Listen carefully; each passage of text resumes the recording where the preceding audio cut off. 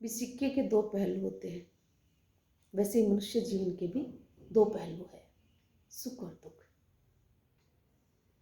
ये तो आते रहते हैं। इन दोनों में मानव को तालमेल बिठा करके जीवन यापन करना चाहिए।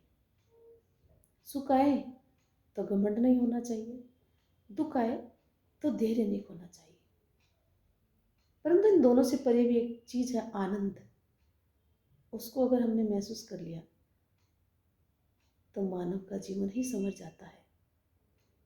ऐसा एक छोटा सा प्रसंग ज्ञान के पिटारे में।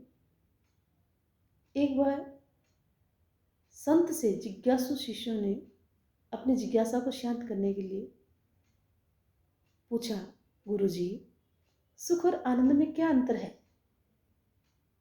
तो गुरु ने उत्तर दिया, सुख वह है जिसको जिसने भी भोगा निश्चित उसके जीवन में दुख आएंगे। कभी भी जीवन में कष्ट और दुख उनका पीछा नहीं छोड़ेगा। परंतु जिसने आनंद को अनुभव कर लिया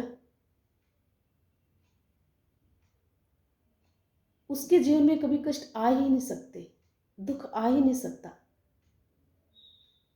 बस शरीर की तृप्ति की चाह में मन में जो भाव उठता है वो सुख होता है, परंतु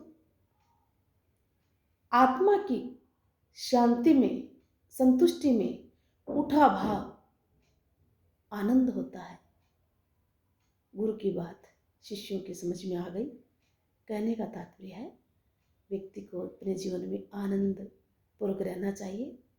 हर परिस्थिति में मजबूत और निडर होकर जीवन यापन करें, तालमेल बिठाकर जीवन यापन करें, आनंद पूर्वक जीवन यापन करें।